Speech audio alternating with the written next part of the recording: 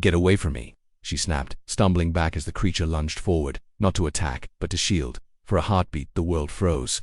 The man with the raised bat caught mid-motion the dog, bristling, growling, daring him to take another step. And Camille, breathless, her keys still dangling from the apartment lock behind her, watching the animal she'd ignored for months throw himself between her and danger like he'd done it 1,000 times before. Rain had started moments before, not the gentle kind. This was sharp, slanted, mean, the kind that painted the city in streaks of silver and gray, turning streets slick and alleys colder. Camille's building stood at the edge of an old industrial district, where forgotten scaffolding loomed over rusted fences and potholes swallowed light. It was a place people passed through, not a place they lingered. Except for him. She'd noticed the dog a few weeks ago, curled beneath the broken bench across the street. Shaggy, big-boned, black with patches of ash gray. Not the kind of mutt that begged. He watched, never whimpered, never approached. He just stayed. And somehow, she began to expect him like part of the background noise, like the smell of coffee in the elevator or the buzz of the street lamp that always flickered before dawn. She never asked herself why he was always facing her building, why he waited. Until tonight, the man hadn't followed her from the market. That was her first thought. No, he'd been waiting. The alley behind her building had too many shadows. She should have trusted her instinct when she saw the shape move too slowly. But the rain was getting worse, and she just wanted to get inside. He said something low, slurred, and she turned. Then the bat appeared, and so did the dog. He wasn't fast, but his timing was perfect. One deep guttural bark cut through the rain, and the man hesitated. That gave her time to step back. Enough distance for the dog to wedge between them, his teeth bared like a warning carved in stone. The man cursed, stepped forward again, but the dog lunged this time, snapping at the hem of his coat. That was enough. The bat clattered to the ground as the man took off, vanishing into the wet night without looking back. Camille stood still, pulse ringing in her ears. Her breath came in shallow bursts, her palms tingling. The keys were still clenched in her hand. Her groceries had spilled across the sidewalk, tomatoes smashed, rice soaking up the storm. But none of it registered. Her eyes were on the dog. He didn't chase the man, didn't bark again. He just turned, slowly, and looked at her. There was no wag in his tail, no victory in his stance. He looked tired, soaked, older than he seemed when curled on his bench. There was a scar near his left ear, fresh, pink, angry. And in that moment, Camille realized something impossible. He hadn't just been loitering. He'd been watching, guarding, waiting. She crouched instinctively, lips parting. "Why did you do that?" she whispered, unsure if she was talking to herself or hoping he might answer.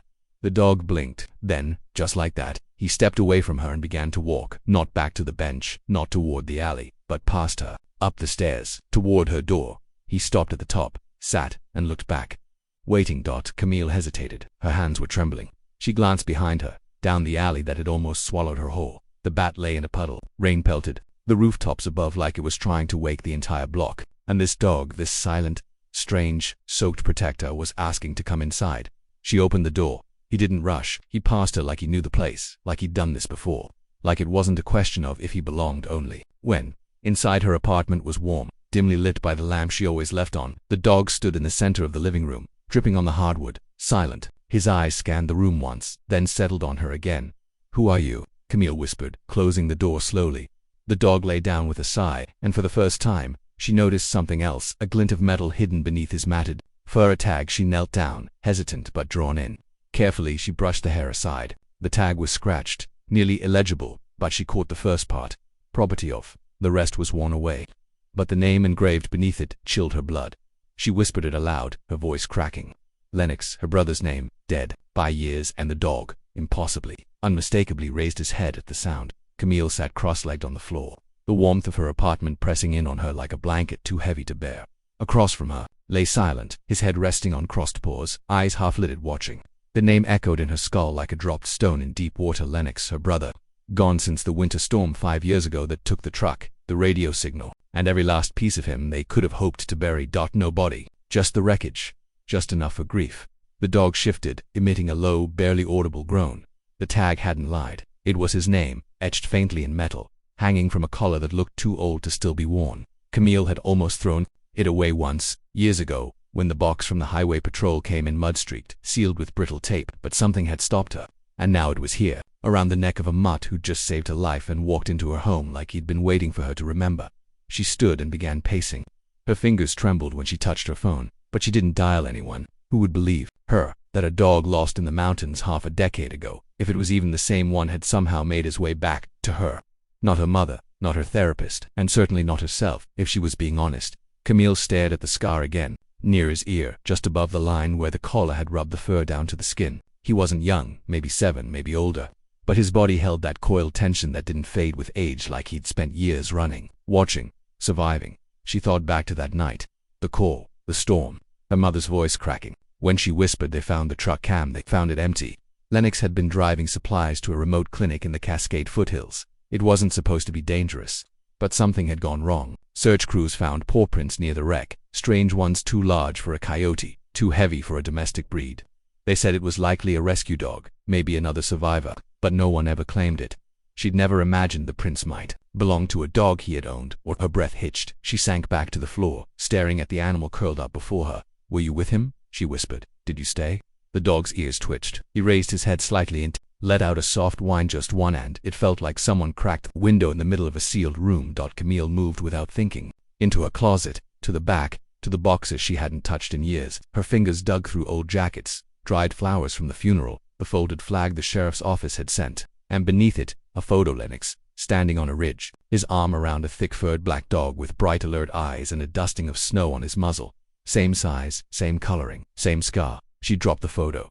Back in the living room, the dog had stood and was staring at the door now, his body tense, not fearful, ready. Then came the knock. 3 sharp raps. Camille froze. No one knocked at this hour. No one knew she was home. She moved cautiously to the door but didn't open it. The dog stood beside her now, his body pressed against her calf, like a silent warning. "Miss Evans." A voice called, male, flat, no accent she could place. "We need to speak with you." "It's about the dog." Her chest clenched. She hadn't told anyone. She didn't answer. The voice came again, calmer. "We're from the Forest Service. Special Wildlife Recovery. The animal you brought in tonight, he's not what you think." Camille backed away from the door. "I didn't bring anyone in," she said, trying to keep her voice from shaking. A pause. Then the man spoke again, quieter this time. "Please, he's dangerous. He was part of a classified program. That tag Lennox wasn't his name. It was the operation." The floor dropped out from under her. Behind her, the dog growled, low, unmistakable. Her hand moved slowly to the collar again. Property of her eyes flew back to the photo, the other details she'd missed. The small satellite dish in the background, the red plastic canister marked biohazard. The knock came again, harder this time. "He was bred for high-threat environments, surveillance defense. He went missing 5 years ago with a subject, your brother, during an unauthorized mission. We believe the two formed an attachment, but he was never meant to survive on his own." Camille's voice was a whisper now, and if he did, another pause. Then, finally, "Then he's protecting you now because he thinks he still has to, and he'll fight if we try to remove him." The dog had moved in front of her again, his body tense, growling louder, and Camille understood. He hadn't just shown up to save her. He'd been coming back this whole time, finding her, finishing whatever his final command had been, not because he was trained, but because he chose to. The door shook as someone tried the handle, and in that second, the dog lunged not at her, but toward the window, muscles punching like a spring, eyes locked on the dark outside.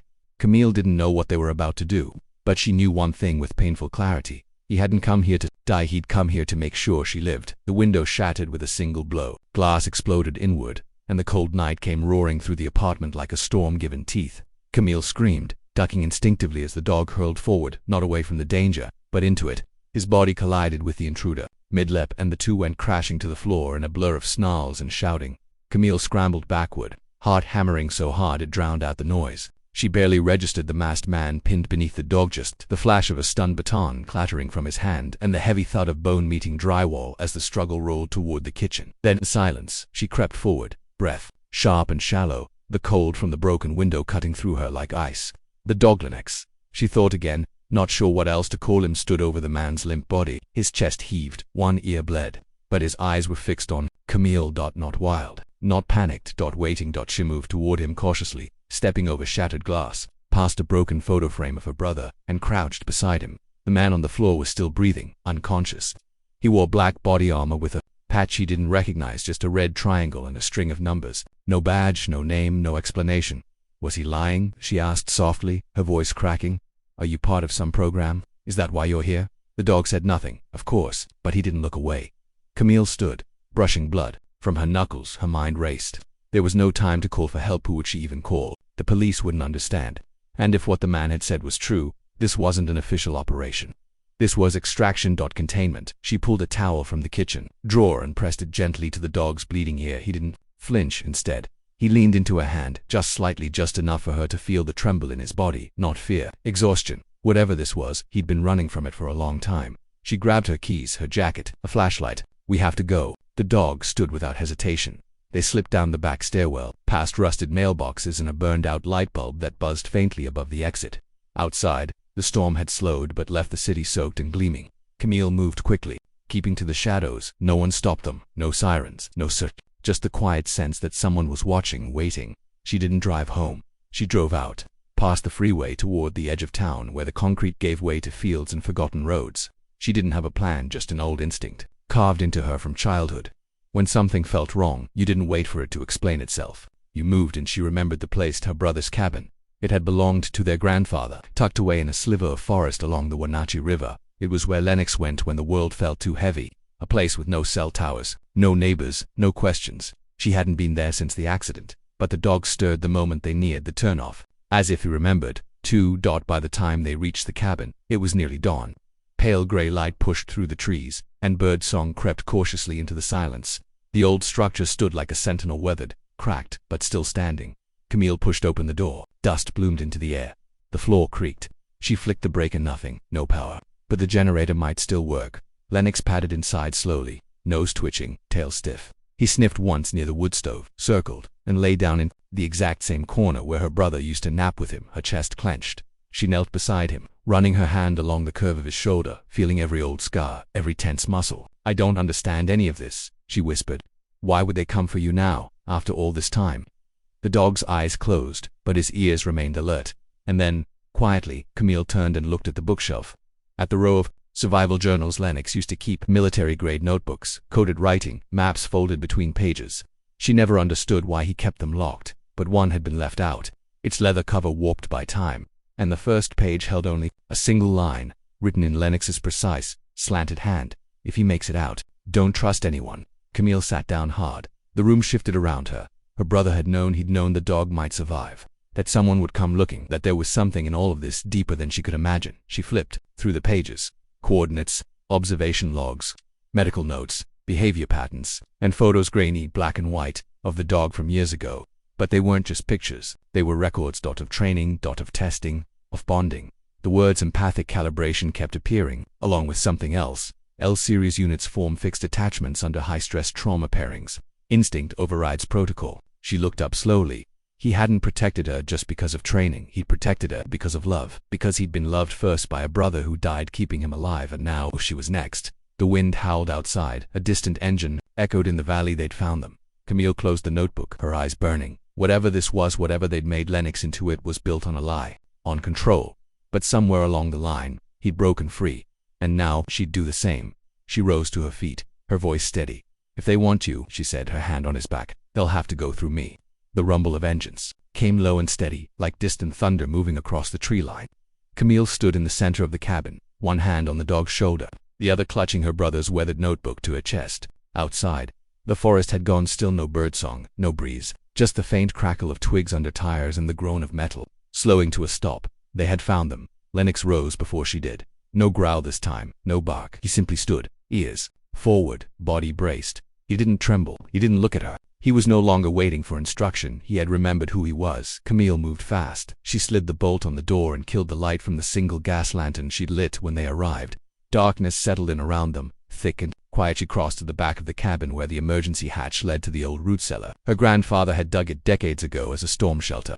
Lennox followed her, silent and sure. They descended the wooden ladder. Damp earth surrounded them, cool and comforting. A small bench ran along one wall. Old canned goods and boxes lined the shelves, untouched since the last hunting season.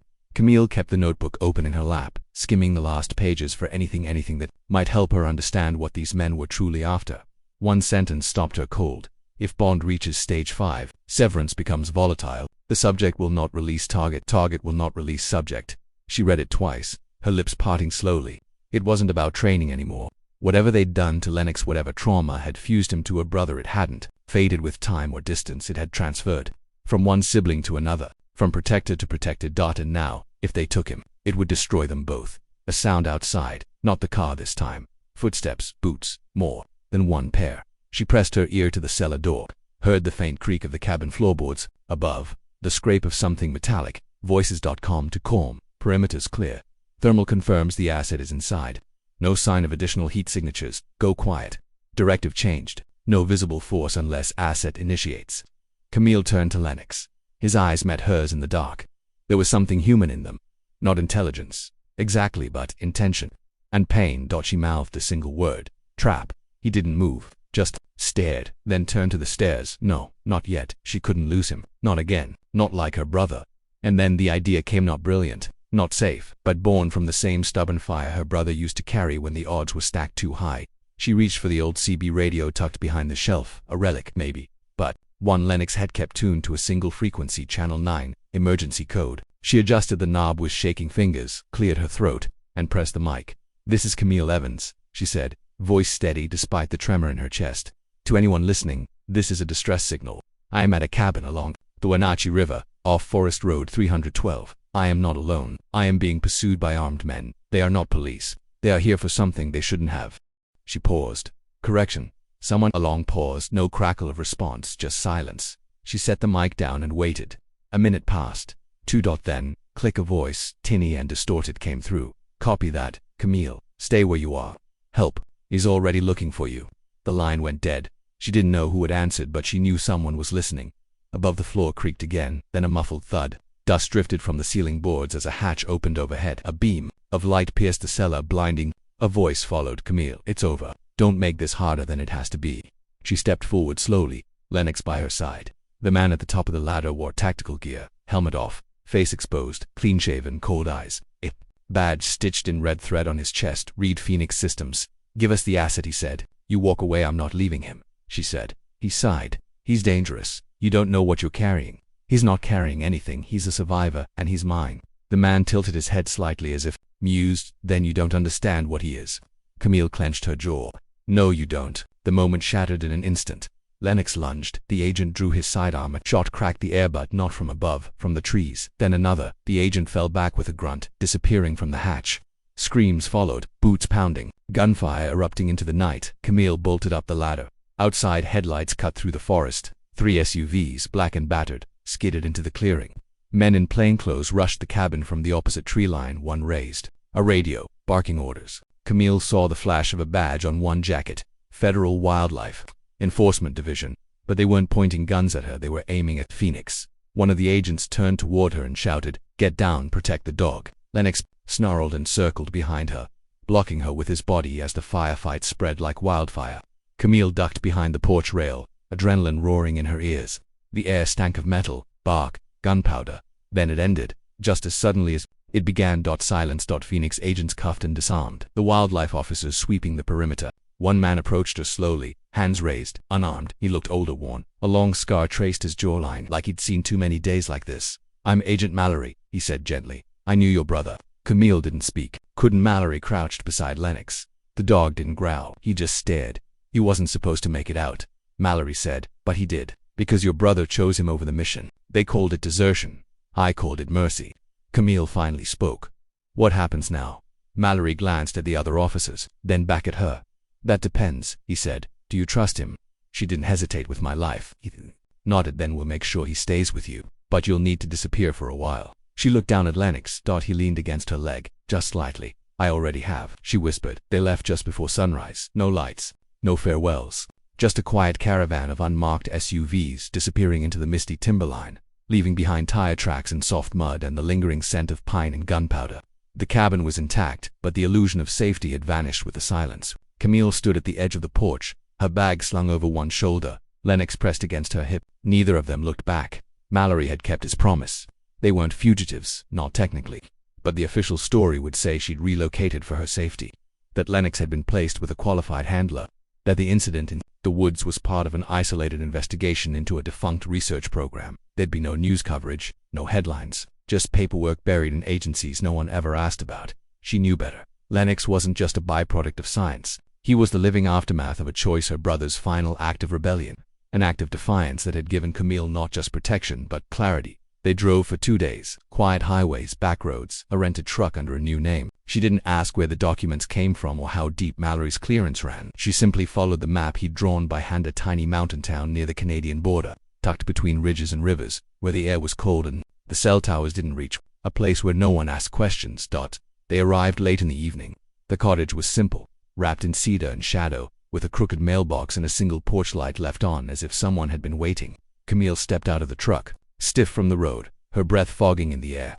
Lennox stretched beside her, his legs shaking faintly from fatigue, but his eyes were bright, watchful, still tethered to her, even here. Inside, the cottage smelled of stone and old paper. The heat worked, the water ran, and someone had stocked the kitchen with enough food for weeks. On the mantel above the fireplace, Camille found an envelope with her new ID, a small amount of cash, and a folded note written in Mallory's blunt handwriting.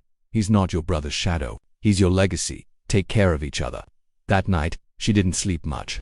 She sat on the floor, Lennox's head in her lap, her fingers tracing the edge of his scar as the fire cracked softly beside them. For the first time since the night in the alley, she let herself cry, not just from fear, but from the sheer weight of what it meant to survive, to be chosen, to be trusted by a creature that had seen more darkness than light, and still chose to protect, not destroy, on the days that followed.